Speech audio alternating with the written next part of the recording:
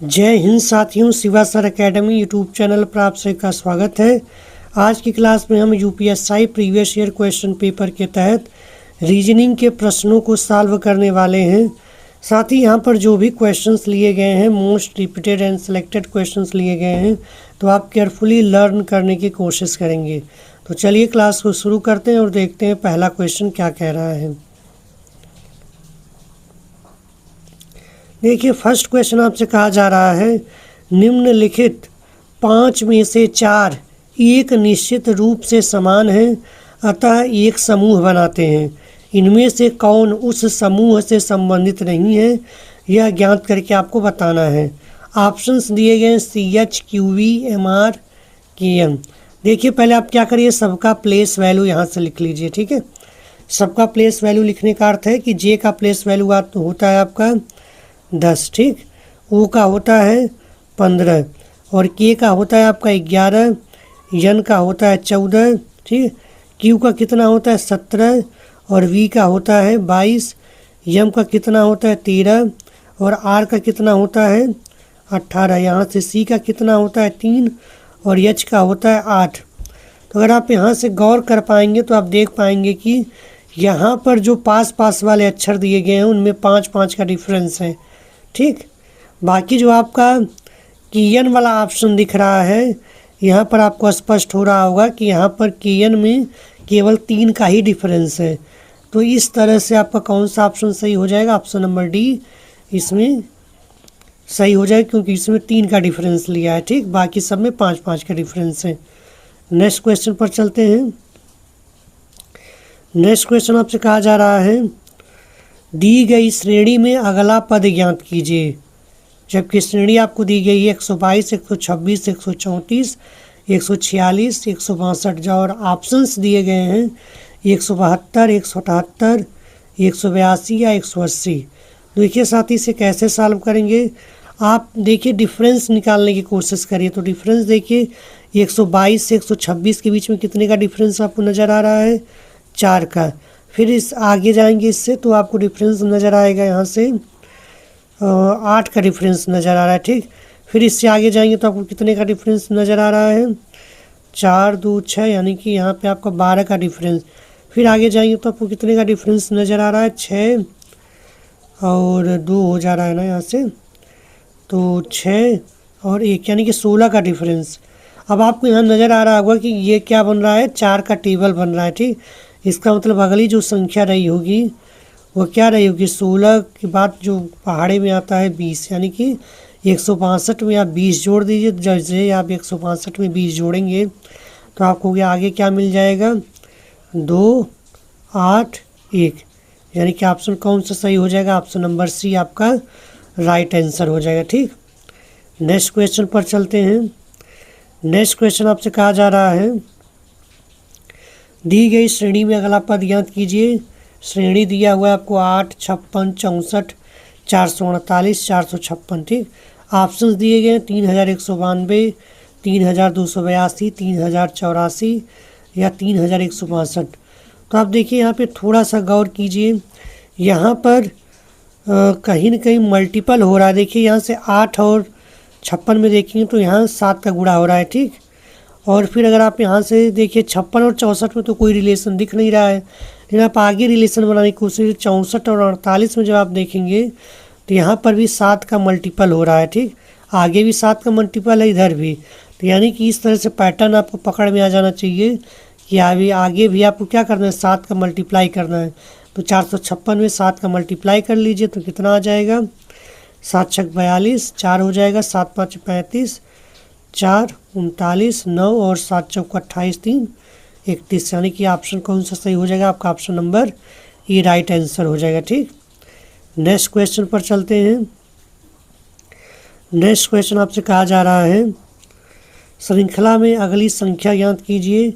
जबकि श्रृंखला आपको दिया है 12, 7, 9, 22, 83। ठीक, और ऑप्शंस दिए गए हैं 410, 405, 407 या 412। तो देखिए साथी, यहाँ पर आप पैटर्न पकड़ने की कोशिश करिए। ठीक, यहाँ से देखिए 12 से 7 हो जा रहा है, फिर 7 से 9 हो जा रहा है, 22 से 83 हो जा रहा है। तो यहाँ पे आप देखिए कैसे इसे पकड़ पा रहे हैं। तो कहीं ना कहीं कुछ इसमें पैटर्न आपको समझ में आना चाहिए। ठीक, तो देखिए पहले पैटर्न हम 12 से 7 कैसे ला सकते हैं। तो देखिए 12 से 7 लाने का तरीका है कि आप 12 में से 5 हटा दीजिए तो आपको 7 मिल जाएगा। ठीक, लेकिन 7 से 9 कैसे आएगा अब। तो 7 से 9 अगर आप जाएंगे तो देखिए 7 कहीं न कहीं 14 में अब यहाँ 5 घटा रहे हैं, तो आप सोचिए 7 में से तो 9 घटेगा नहीं, लेकिन अगर हम इसका डबल कर लें 7 का तो यहाँ से घट सकता है, यानी कि 7 गुणे 2 माइनस अगर 5 किया जाए तो यहाँ से आपको क्या मिल सकता है, 9 मिल सकता है। अगर यही पैटर्न अगर फॉलो हो रहा है तो यहाँ पे 12 एक कम 12 होना चाहिए था। ठीक, अब अगले में इसी पैटर्न के हिसाब से चल कर देखते हैं क्या। अब देखिए 1 के बाद 2 हो रहा तो आगे क्या मिलना चाहिए, 9 गुणे 3 माइनस 5 करने पर 22 आना चाहिए। देखिए यहाँ पे 22 आ भी जा रहा है, इसका मतलब यहाँ पे क्या हो रहा है, हर पिछली संख्या में एक एक्स्ट्रा मल्टीपल करते हुए बढ़ता जा रहा है। ठीक, यानी कि लास्ट में देखिए अब 22 से अगर गया होगा 83 तो 22 में कितने का गुणा किया होगा, 4 का। 22 चौका 88 और 88 में से 5 घटाएंगे तो आपको जाहिर सी बात है 83 मिल जाएगा। और फिर अगले पैटर्न में जाएंगे तो आपको क्या मिलेगा, 83 में 5 का गुणा करके माइनस 5 घटाएंगे तो आगे आपको मिल जाएगा 5 तिया 15 और 5 वाड़े 40, 41 415 मिलेगा। जब इसमें से 5 घटा देंगे तो आपको मिलने लगेगा 410, यानी कि ऑप्शन नंबर कौन सा सही हो जाएगा, ए। ठीक, नेक्स्ट क्वेश्चन पर चलते हैं। नेक्स्ट क्वेश्चन कहा जा रहा है कि मान लीजिए कि इंटरपेंट्रेशन का पहला और दूसरा अक्षर अपने स्थान बदल लेते हैं, इसी तरह तीसरा और चौथा भी अपने आप बदल लेते हैं, फिर आगे 5वां और 6वां भी अपना स्थान आपस में बदल लेते हैं। तो बोला जा रहा है कि इसी प्रकार अगर आगे के अक्षर भी अपना स्थान बदल लेते हैं तो नए गठित शब्द में बाईं ओर से, मतलब कि इधर से बाईं ओर से 10वें पोजीशन पर कौन होगा, आपको ज्ञात करके बताना है।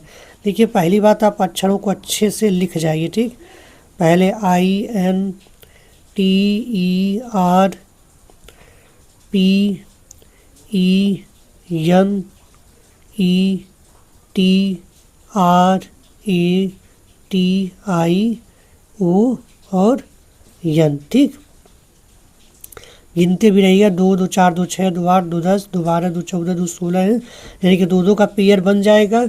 और यह अपने दोनों क्या कर रहे हैं, जो 2 2 के पेयर में बन रहे हैं ये आपस में अपनी पोजीशन चेंज कर रहे हैं। तो आपको बताना है कि बाईं तरफ से कौन अक्षर मिलेगा। तो सीधे सीधे आप क्या कर लीजिए कि बाईं अक्षर से 10वें पोजीशन तक पहुंच जाइए। तो 1 2 3 4 5 6 7 8 9 10। ठीक, यानी कुल मिला जुला के 10वां पेयर यही है। और अगर ये अपनी पोजीशन चेंज करेंगे तो 9वें पर तो टी आ जाएगा और ई जो है 10वें पोजीशन पर चला जाएगा। तो इस तरह से ऑप्शन कौन सा सही हो जाएगा, आपका ऑप्शन नंबर डी सही हो जाएगा। ठीक, ई ही राइट आंसर होगा। ठीक, नेक्स्ट क्वेश्चन पर चलते हैं। नेक्स्ट क्वेश्चन कहा जा रहा है, एक पुरुष की ओर इशारा करते हुए एक महिला ने कहा, वह मेरे दादा का इकलौता पुत्र है। तो भैया यह तो सिंपल सा हो गया कि अगर वह मेरे दादा का इकलौता पुत्र है, इसका मतलब वह क्या हो जाएगा, वो जो यह वह है उसके लिए वो क्या हो जाएगा, पिता हो जाएगा।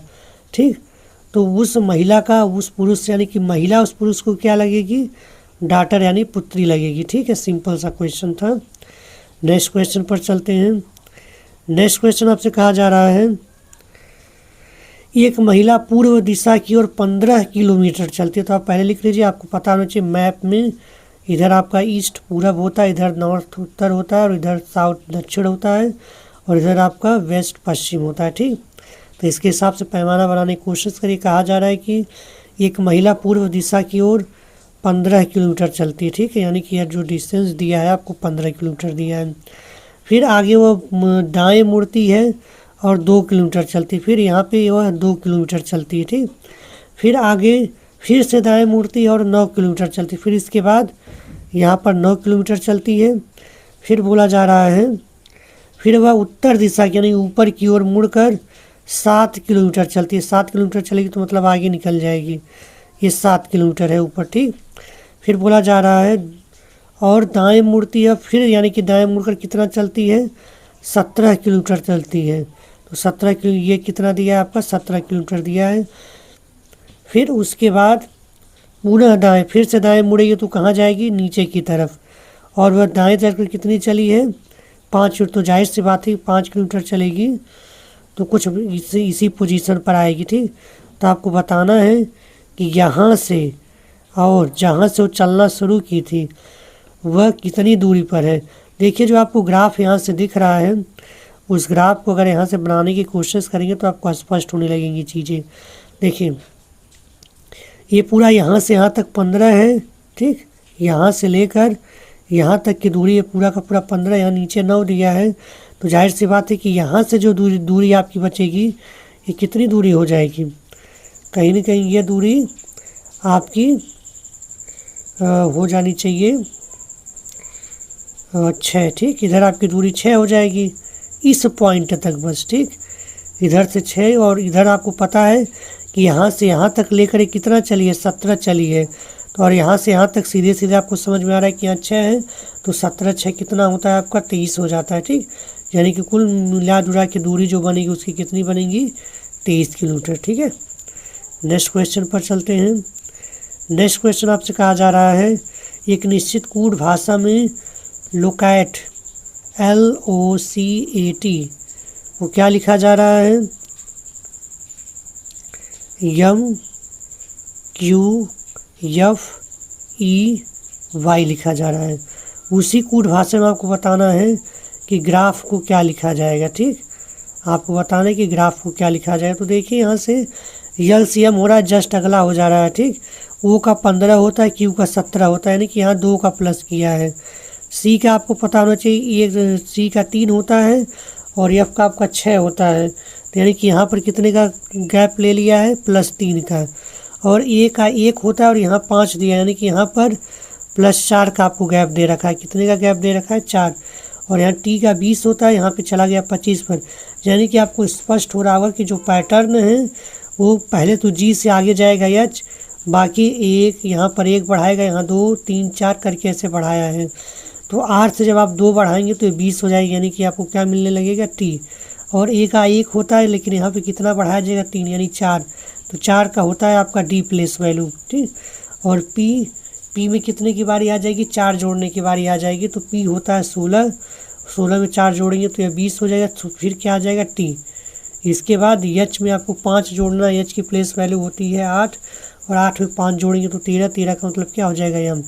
यानी आपका राइट आंसर कौन बनेगा STDETM, यानी कि ऑप्शन नंबर ये आपका राइट आंसर हो जाएगा। ठीक, नेक्स्ट क्वेश्चन पर चलते हैं। नेक्स्ट क्वेश्चन आपसे कहा जा रहा है यदि शब्द, यह एक शब्द दिया हुआ है, इस शब्द में बोला जा रहा है कि सभी स्वर निकाल दिए जाते हैं, फिर शब्दों को सभी अक्षरों को वर्णानुक्रम यानी कि जिस तरह से अल्फ़ाबेट होते हैं उस तरह से रख दिया जाए तो दाईं ओर से, यानी कि आपको इधर से गिनकर बताना है कि 7वां अक्षर कौन सा होगा।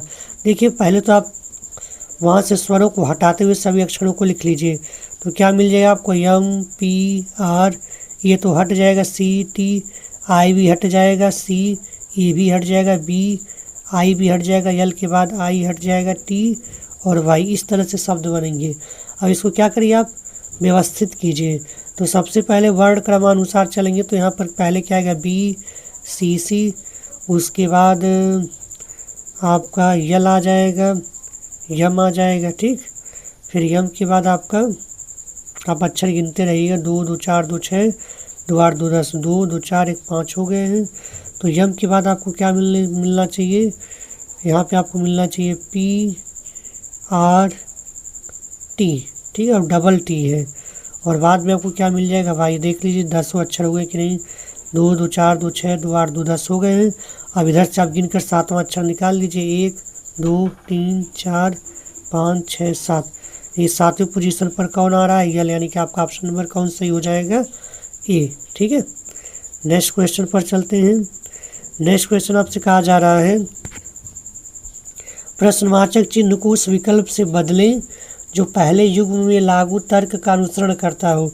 देखिए यहाँ पे पहला तो तर्क दिया है कि 222 को 30 लिख दिया है, तो आपको बताना है 524 को कैसे। तो देखिए यहाँ से 222 से 30 बनने की संभावना बहुत कम है, ठीक है, कितना भी मल्टीपल या डिवाइड करेंगे तो मिलने वाला नहीं है। लेकिन एक चीज़ आप देख सकते हैं कि इन सभी दो को जोड़ दिया जाए तो 6 बन जाएगा और 6 5 30 बन सकता है। तो एक हिसाब से आप इसको जोड़ कर देखिए कोई ऑप्शन मिल रहा है कि नहीं। देखिए 5 2 7 4 11 हो जाएगा। 11 में जब आप 5 का गुणा करेंगे यानी कि सभी अंकों को जोड़ लिया गया है, तो यहाँ से आपको 11 हो जाएगा और 11 में 5 का गुणा करेंगे तो आपको 55 आपको मिल जाएगा, यानी कि राइट आंसर क्या हो जाएगा, बी हो जाएगा। ठीक, नेक्स्ट क्वेश्चन पर चलते हैं। नेक्स्ट क्वेश्चन आपसे कहा जा रहा है, यदि इस तरह से सर्कल में सी दिया, इसका मतलब 7 हो, @ का मतलब 5 है और डॉलर का मतलब 3 है, एंड का मतलब 24 है, परसेंट का मतलब 81 है। तो इस पूरे एक्सप्रेशन का मान आपको बताना है। देखिए जैसे जैसे एक्सप्रेशन दिया वैसे मान रख लीजिए। तो पहले 7 आ जाएगा, उसके बाद प्लस आ जाएगा, उसके बाद आपको एंड का मतलब दिया हुआ है 24, 24 के बाद आपका क्या आ जाएगा, @ का मतलब 5 आ जाएगा, फिर माइनस परसेंट का मतलब 81 आ जाएगा और डिवाइड बाई डॉलर का मतलब हो जाएगा आपका 3। तो इसको सॉल्व करिए। देखिए 7 प्लस, पहले तो आपको भाग ही करना होता है, 24 × 5 माइनस यहाँ हो जाएगा, डिवाइड करेंगे तो 27 की 81 होता है। ठीक, तो यहाँ से 7 हो जाएगा प्लस 24 5 120 हो जाएगा और यहाँ -27। देखिए 7 और -27 को घटाएंगे तो यहाँ -20 बचेगा, फिर -20 को भी यहाँ से निकाल लेंगे तो कुल मिला जुला के आपका क्या आ जाएगा, 100। यानी कि ऑप्शन कौन सा सही हो जाएगा, ऑप्शन नंबर डी आपका राइट आंसर हो जाएगा। ठीक, नेक्स्ट क्वेश्चन पर चलते हैं। नेक्स्ट क्वेश्चन और यही आपके इस सेशन का लास्ट क्वेश्चन है। और लास्ट क्वेश्चन आपसे कहा जा रहा है कि दिए गए विकल्पों में से वह विकल्प चुनिए जो एक असंगत शब्द, संख्या या अक्षर युग्म है। जबकि आपको ऑप्शंस दिए गए हैं प्रतिरोध, स्वीकार, विरोध या विवाद। देखिए अगर आप ध्यानपूर्वक समझ पाएंगे तो देखिए प्रतिरोध, विरोध और विवाद यह कहीं न कहीं सभी के सभी समानार्थी हैं, जबकि जो एक्सेप्ट होता है यह बिल्कुल अलग शब्द है, इसका मतलब स्वीकार करना होता है। ठीक, तो इस तरह से यही आपका राइट आंसर हो जाएगा। ठीक, तो आज का सेशन यही समाप्त होता है। यह वीडियो आपको कैसी लगी कमेंट करके ज़रूर बताएं, और अगर यह आपके थोड़ी भी यूजफुल हो तो अपने मित्रों व दोस्तों के साथ इसे शेयर करना न भूलें। मिलते हैं नेक्स्ट वीडियो में नए टॉपिक के साथ, तब तक के लिए नमस्कार।